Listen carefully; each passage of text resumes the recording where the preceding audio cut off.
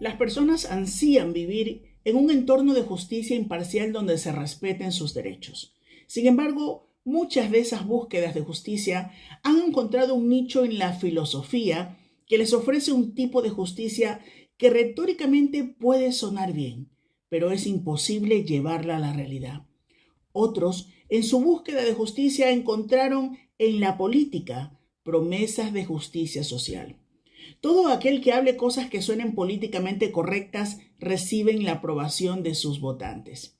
Y así surgen diferentes tipos de movimientos, algunos radicales, en los que cada cual defiende lo que cree justo para su causa, aunque ésta violente las libertades de los demás.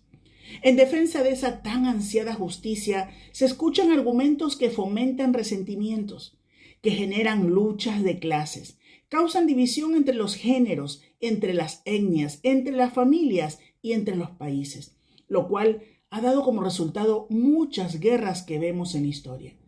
Todo esto como consecuencia de la injusticia que impregna la justicia social. Pero hay un juez justo, un juez que juzgará al mundo. Su juicio será conforme a la verdad porque no hay manera de esconderla de Dios.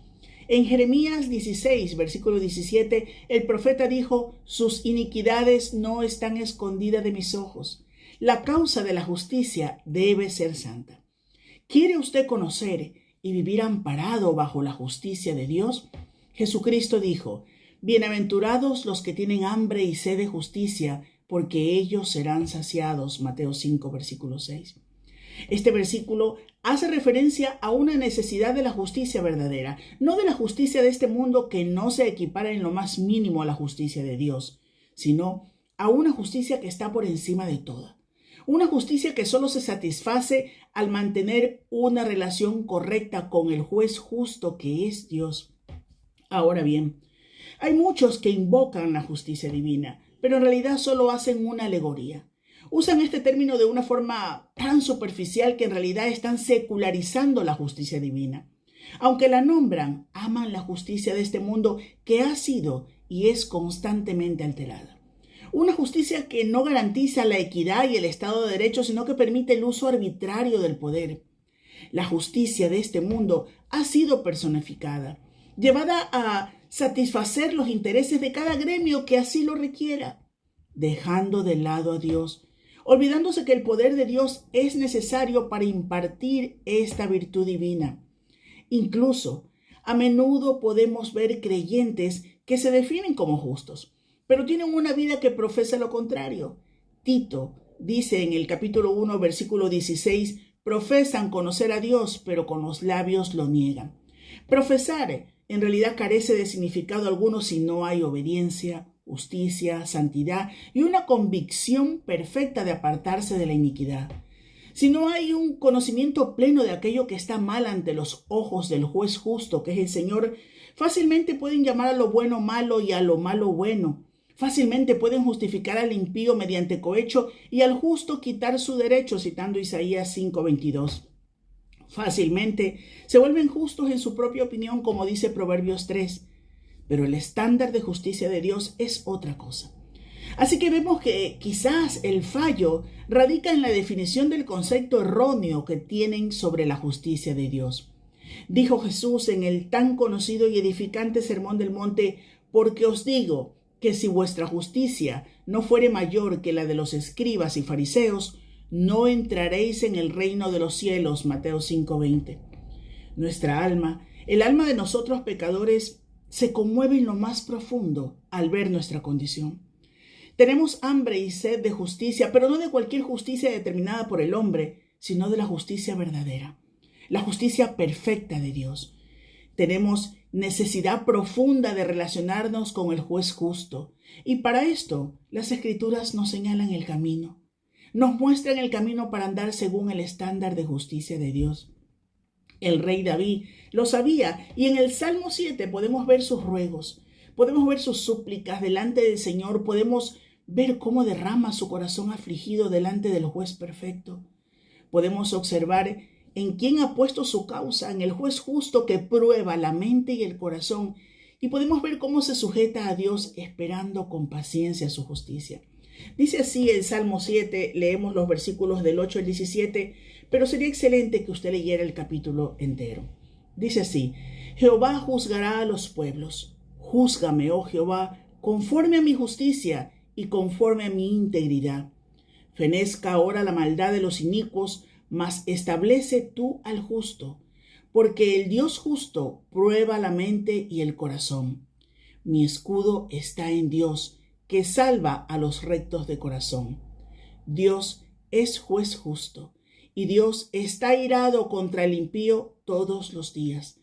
Si no se arrepiente, él afilará su espada, armado tiene ya su arco, y lo ha preparado. Asimismo, ha preparado armas de muerte, y ha labrado saetas ardientes. He aquí, el impío concibió maldad, se preñó de iniquidad, y dio a luz engaño.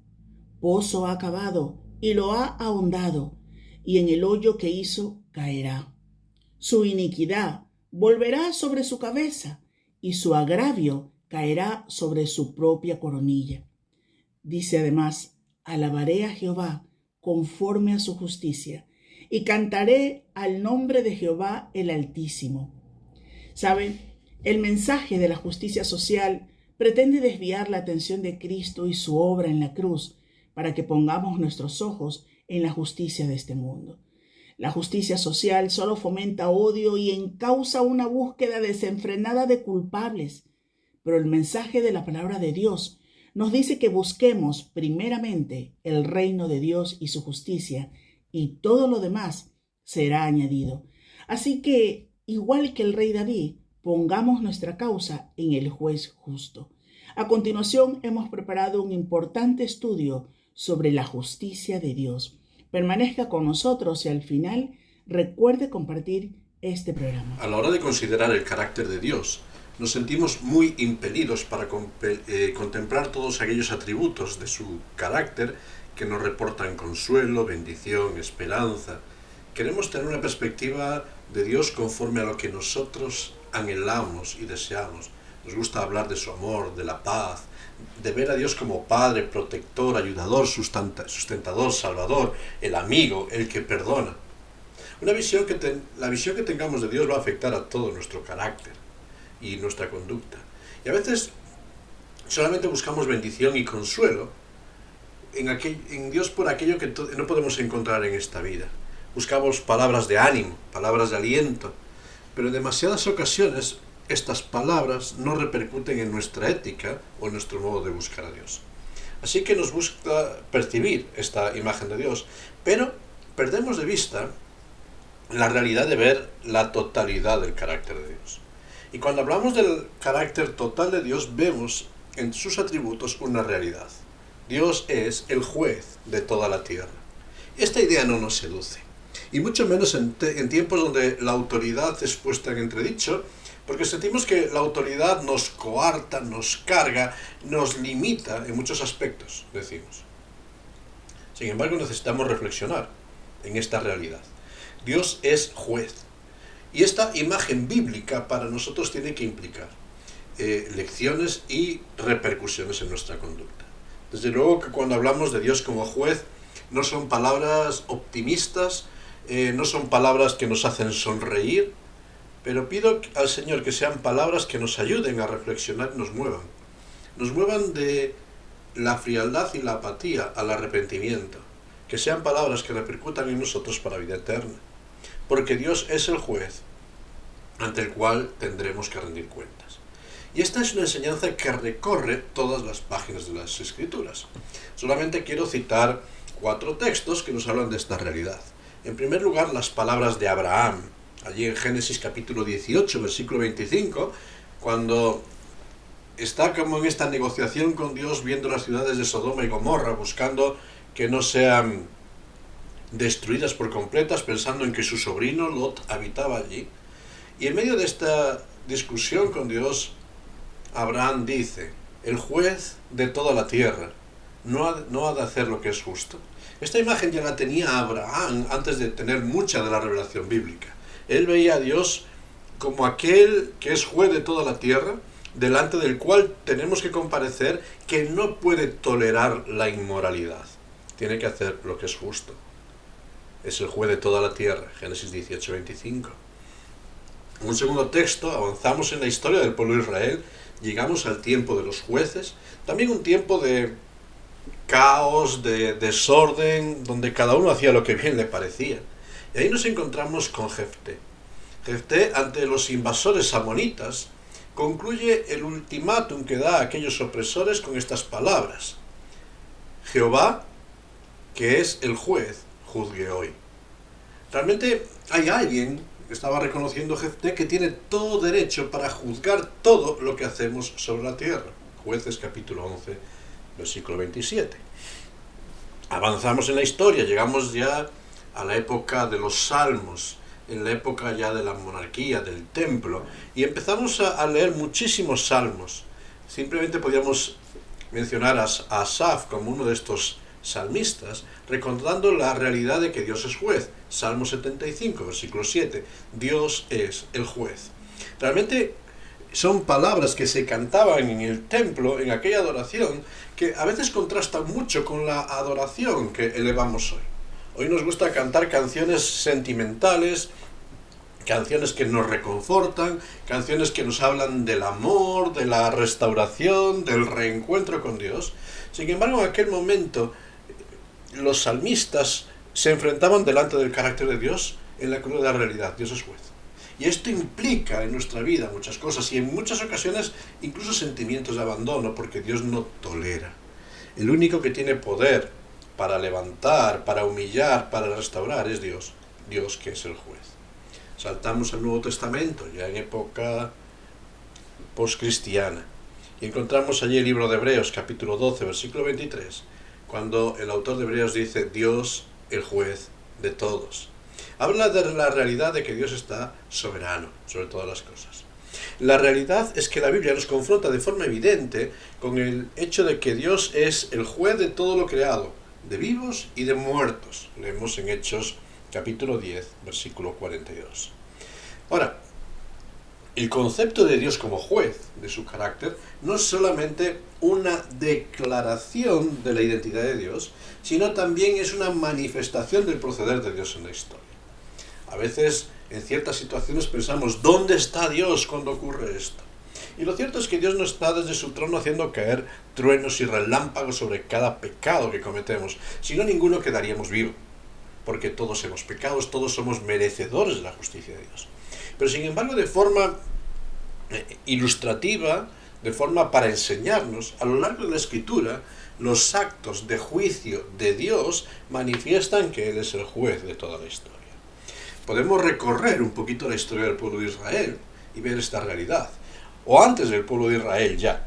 Empezamos al inicio de la creación humana. Podemos remontarnos a Génesis 3, cuando Adán y Eva allí en el huerto de Edén pecan, desobedecen a Dios, caen en la rebeldía. Automáticamente el juicio de Dios se manifiesta sobre ellos. Pierden la comunión con Dios, son expulsados de la intimidad con Dios en el huerto de Edén, empiezan a sufrir toda una serie de maldiciones que son la consecuencia de no haber atendido a la voz de Dios. El juicio llega. Poco después avanzamos en la historia de Génesis, llegamos a los tiempos de Noé. Génesis capítulo 6, versículo 8, cuando la maldad sobre la tierra se había magnificado y Dios hace descender el diluvio sobre toda la tierra para acabar con toda una generación de seres humanos. Solamente Noé y su familia pudieron continuar adelante en base a su justicia.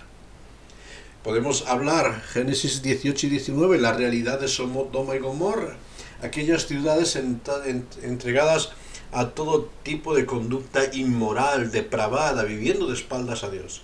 Y cómo Dios, de forma también paradigmática y como enseñanza, hace caer fuego del cielo sobre aquellas ciudades hasta consumirlas.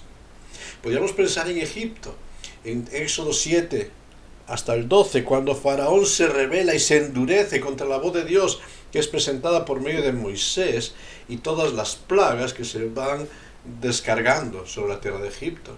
Podemos pensar ya en el pueblo de Israel, en el desierto, Éxodo capítulo 32, versículos 26 a 35, cuando Moisés no baja del monte con las tablas y empiezan a levantar aquel becerro de oro, como Dios también hace descender su justicia sobre todo su pueblo. Podríamos pensar en Nadab y Abiú ofreciendo fuego extraño, Levítico capítulo 10, cómo son consumidos también. Podríamos pensar en Acab, cuando robó en Jericó, escondió en contra de las instrucciones de Dios de que no tocaran nada de los tesoros de aquella ciudad de Jericó. Josué capítulo 7, y cómo Dios fue separando hasta llegar a la casa de Acab y revelar todo su pecado y juzgarlo.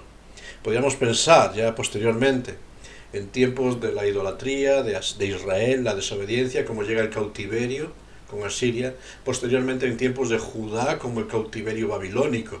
Dios, que es juez, va tocando la historia para advertir a su pueblo de que sus caminos son errados.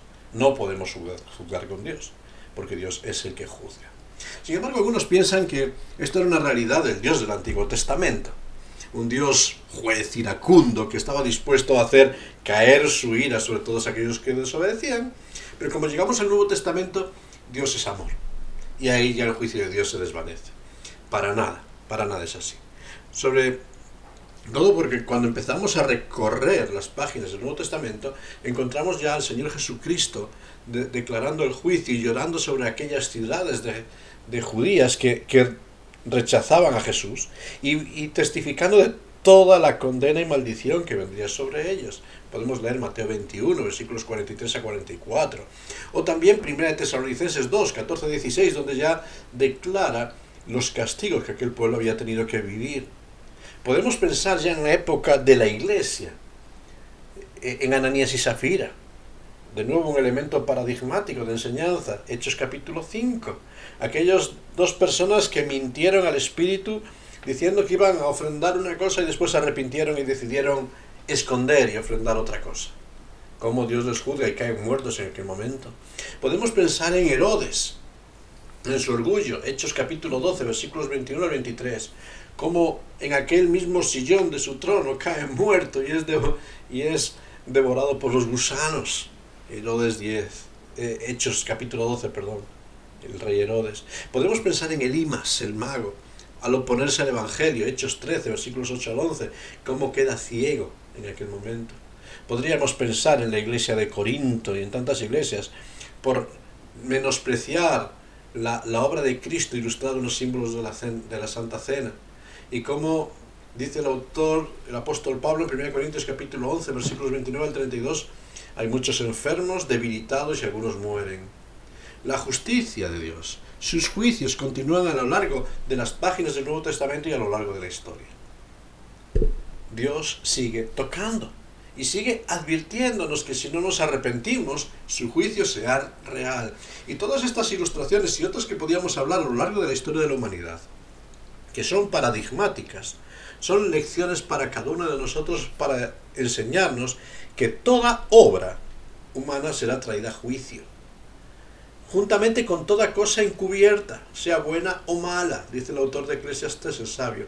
Toda nuestra vida tendrá que ser expuesta delante de Dios. Eclesiastés capítulo 11, versículo 9, capítulo 12, versículo 14. Y al final, ¿qué queda? ¿Qué esperanza queda? La realidad del juicio de Dios es manifiesta. Pero sí, Dios es juez. Sí, Dios juzga en la historia de la humanidad. Sí, pero bueno, en Jesucristo el amor, el perdón y la gracia se manifiestan. Tengamos cuidado con esto. Es verdad que en Jesucristo se manifiestan el amor, el perdón y la gracia de Dios. Pero eso no disminuye un ápice de la justicia de Dios en la historia. El apóstol Pedro dice que muchos ignoran voluntariamente.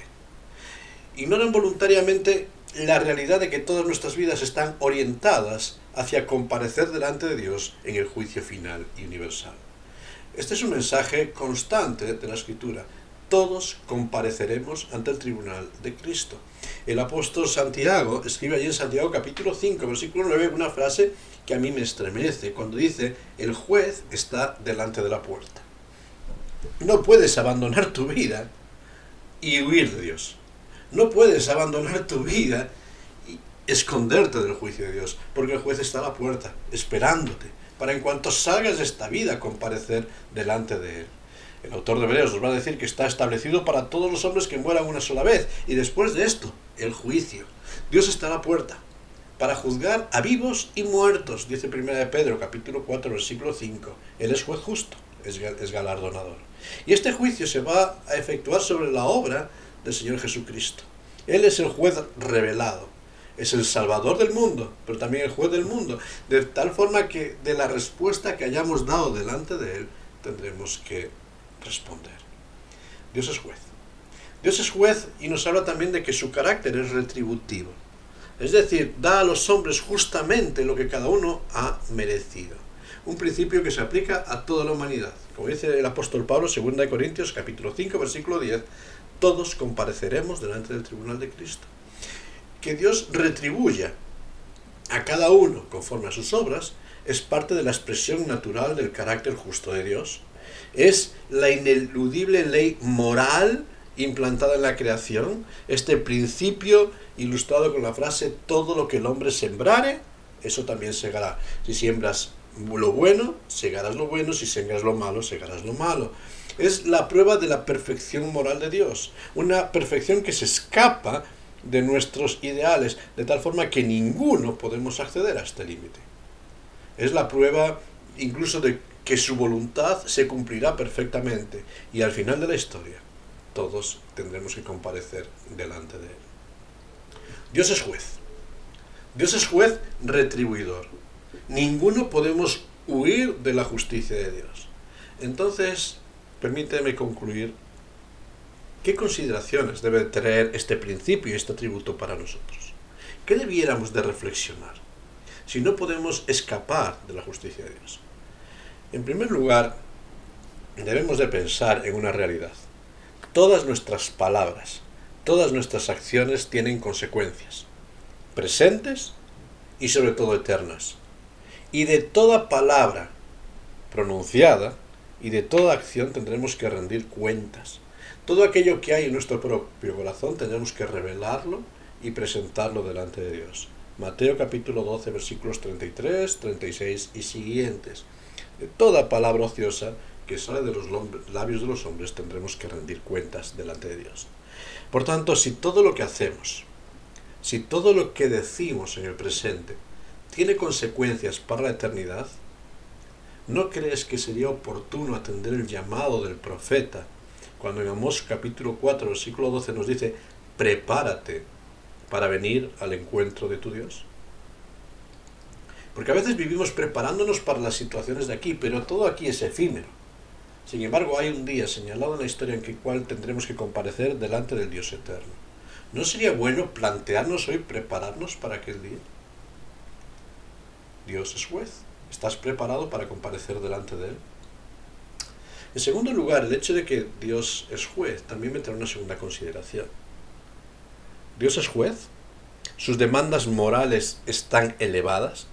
Yo soy pecador que incumplo sus demandas. ¿Qué esperanza hay? El Dios que es juez provee también una esperanza. Como en todo tribunal hay un abogado.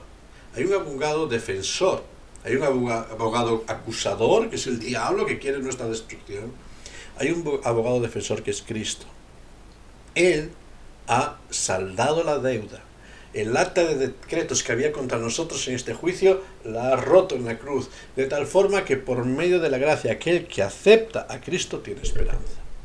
Es muy interesante la imagen del trono que nos presenta Apocalipsis capítulo 20, versículos 11 al 15.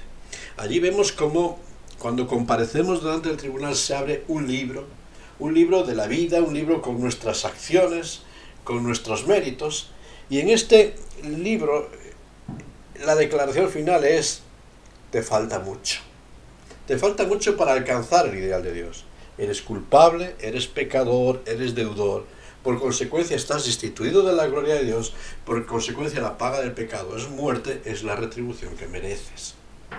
Sin embargo, en Apocalipsis nos revela que en ese momento hay un segundo libro. Y en ese segundo libro, al abrirlo, están escritos los nombres de aquellos que han aceptado a Cristo como Señor y Salvador, el libro de la vida. Y aquellos cuyos nombres se encontraron escritos en este libro, no pasarán por la segunda muerte, no pasarán por el juicio, sino que serán declarados justos delante de Dios. Y como dice el apóstol Pablo, somos justificados pues por la fe, por medio de nuestro Señor Jesucristo. No sobre la base de nuestros méritos, no sobre la base de nuestras obras, sino sobre la base de la acción de Cristo que murió en la cruz por amor a cada uno de nosotros para saldar nuestra deuda. Y si aceptamos su regalo, tenemos vida y vida en abundancia. Y podemos ver a Dios, el juez, con temor, con respeto, pero también con gratitud, porque hay perdón. Ahora, tengamos en cuenta una cosa. La gracia de Dios, el regalo de Dios en Cristo, no impide que tengamos que comparecer delante de Él. No nos protege de la pérdida de bendiciones al cristiano negligente, malicioso o pecador. Realmente somos responsables de vivir una vida acorde con las demandas de Dios en nuestra vida. La salvación es un regalo que no podemos perder. Pero las bendiciones de la salvación, llámese gozo, paz, paciencia, todas estas bendiciones que hoy podríamos vivir, podemos perderlas.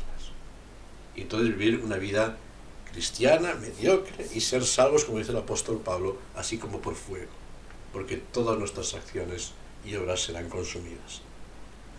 Ahora, Dios es juez. Dios es juez justo, ante el cual debiéramos prepararnos para comparecer. Dios es juez también misericordioso, que nos ofrece por medio del Señor Jesucristo una esperanza. Pero conociendo pues el temor del Señor, como escribe Pablo a los Corintios, 2 Corintios capítulo 5, 11, debiéramos de reconocer cómo está nuestra vida. Reconocer todo lo que hacemos. Y cuando pensamos que todo lo que hacemos, decimos o pensamos será pasado a revisión en la presencia de Dios, yo me pregunto, ¿estoy en condiciones para comparecer hoy delante de Dios? Cuando aquello que nadie más ve, aquello que en la intimidad sé yo, aquello que sabes tú, aquello que anida en nuestros corazones, ¿se complacería Dios hoy de verlo? Y de verlo hoy y comparecer delante de su tribunal, ¿cuál sería el resultado? ¿Estás en condiciones hoy de comparecer delante de Dios? Si somos sinceros, cada ser humano, tendremos que decir que no. Porque todos somos pecadores, todos hemos pecado, todos tenemos raíces a veces irresolutas en nuestra vida de amargura, de queja, de resentimiento. Entonces, si no estamos en condiciones de comparecer delante del Dios que es juez de todos, de vivos y muertos, ¿qué debiéramos hacer en este día? Pues básicamente debiéramos pedirle al juez que ha de venir que sea nuestro Salvador. Debiéramos acercarnos delante de Cristo para pedirle perdón. ¿Sabes? Como juez, Cristo es la ley y nos estipula un ideal de perfección que no podemos alcanzar. Pero como Salvador es el Evangelio y nos trae buenas noticias de salvación, de perdón, de restauración. Por tanto, hoy, si yo siento que no estoy en condiciones de comparecer, debo de abrazar a Cristo como mi Salvador, reconocer mi pecado, no ocultarlo y entregarme a Él. Porque cuando me entrego a Cristo por medio de la fe, puedo escuchar las palabras del apóstol Pablo, escribiendo a los romanos, y escuchar estas palabras que me traen consuelo. Cuando dice Romanos 8.1, ahora pues, ninguna condenación hay. ¿Para quién? Para los que están en Cristo Jesús. No para todos, sino para aquellos que se refugian en Cristo. Quiero dejarte una estrofa de un himno clásico.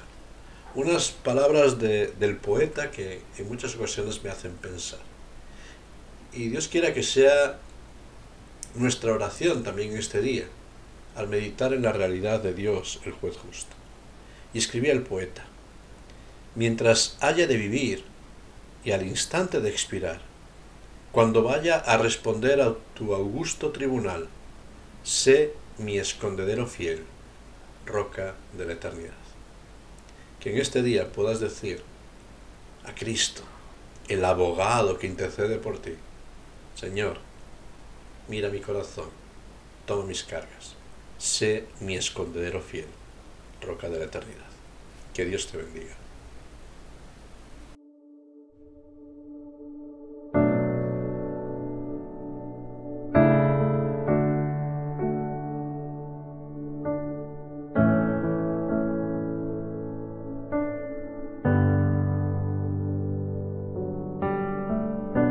Tu voz me llama a las aguas, donde mis pies pueden fallar. Y ahí te encuentro en lo incierto, caminaré sobre el mar. Y a tu nombre clamaré, en ti mis ojos fijaré, en tempestad descansaré en tu poder, pues tuyo soy hasta el final.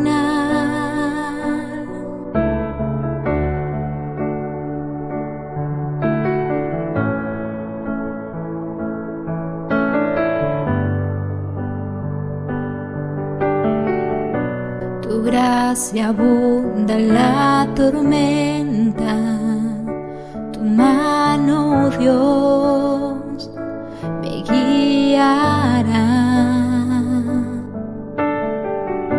Cuando hay temor en mi camino, tú eres fiel y no cambiarás. Y a tu nombre clamaré,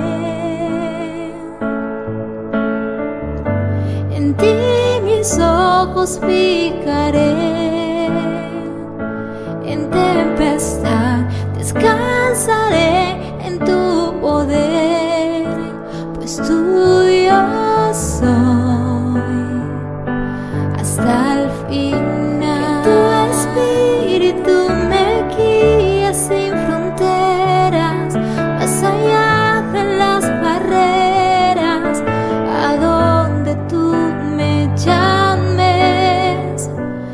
Tú me llevas más allá de lo soñado, donde puedo estar confiado al estar en tu presencia. Que tu espíritu me guíe sin fronteras, más allá de las barreras, a donde tú me llames. Tú me llevas más allá de lo soñado, donde puedo estar confiado al estar en tu presencia.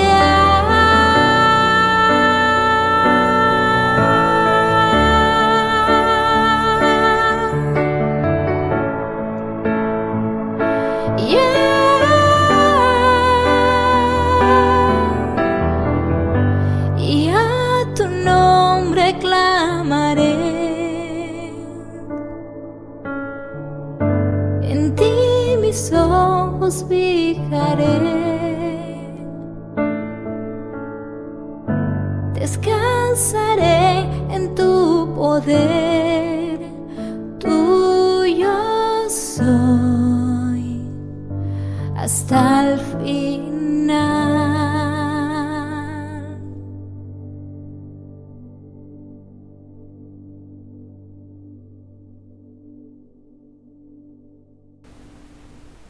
Es un tiempo hoy para reflexionar. Estamos delante del Dios juez justo, de vivos y muertos, el juez de toda la tierra. Tenemos que meditar en la realidad que tendremos que comparecer delante de Él. ¿Estás preparado? Estoy preparado. Pero qué bueno es saber, incluso que más allá de nuestra incapacidad, de nuestra culpabilidad, tenemos en Cristo perdón y un sacrificio suficiente para cubrir todos y cada uno de nuestros pecados. Por eso no huyas hoy de Dios. No huyas hoy de aquel que te ofrece salvación, de aquel que quiere cobijarte bajo sus alas. Porque si rechazas la gracia de Cristo, si rechazas el sacrificio de Cristo, tendrás que comparecer expuesto, desnudo y sin protección delante del juez de toda la tierra. Y la sentencia la sabes. Somos pecadores todos y cada uno de nosotros. Y en base a nuestras acciones, lo único que nos espera es la condena. Sin embargo, en Cristo Jesús, por medio de la fe, no en base a nuestros méritos, ninguna condenación hay, porque Cristo salda todas y cada una de nuestras deudas. ¿Aceptas hoy el regalo de Cristo? No dejes escapar esta oportunidad. Mañana puede ser tarde. Hoy es el día de prepararte para encontrarte con tu Dios. Y lo único que podemos hacer para prepararnos es creer en Cristo y aceptar su regalo. Porque todo lo demás que hagamos, penitencias, sacrificios, buenas acciones, al final se desmorona con un pequeño segundo y una mala decisión. Sin embargo, en Cristo, el amor de Cristo nos cubre de todo pecado. ¿Aceptas hoy el regalo de Cristo? Voy a orar. Y yo te invito a que ahí donde estás puedas orar y puedas decirle al Señor: Señor, reconozco mi pecado, reconozco mi debilidad y necesidad. Hoy vengo a ti. Sé mi escondedero. Sé mi refugio. Sé mi protector frente a la ira que merezco. Ten compasión de mí. Vamos a orar. Padre Celestial, te damos gracias en este día porque tú eres el Dios juez justo. Y tu justicia nos hace sentir que habrá un momento donde toda la iniquidad, injusticia, opresión humana será confrontada delante de ti. Hay un día donde toda la maldad tendrá que rendir cuentas delante de ti. Pero también dentro de esa maldad estamos nosotros, estoy yo. Y yo no soy mejor que nadie, yo soy pecador. Y Señor, en este día me da temor la realidad de tu justicia. Pero también te damos gracias en este día. Gracias porque por medio del Señor Jesucristo tenemos paz, perdón, restauración. Y Señor, gracias por tu oferta que es nueva para cada uno de nosotros. Gracias por esa oferta que traes para que cada uno de nosotros podamos tener paz. Señor, no permitas que miremos para otro lado y que la dejemos volar, sino que nos aferremos a ti, porque solamente en ti hay perdón, paz y esperanza. Señor, que a ti sea toda la honra y toda la gloria, y sobre nosotros abre nuestro entendimiento, para que no huyamos de tu presencia, sino que nos refugiemos en aquel que es el único escondedero fiel, aquel que es la roca de la eternidad, aquel que ha pagado todas nuestras deudas. Señor, danos esa fe para aceptar a Cristo como nuestro Señor y también como nuestro Salvador. Te lo pedimos a ti y lo pedimos en el santo y bendito nombre de nuestro Señor Jesucristo. Amén. Que Dios te bendiga en todo este tiempo.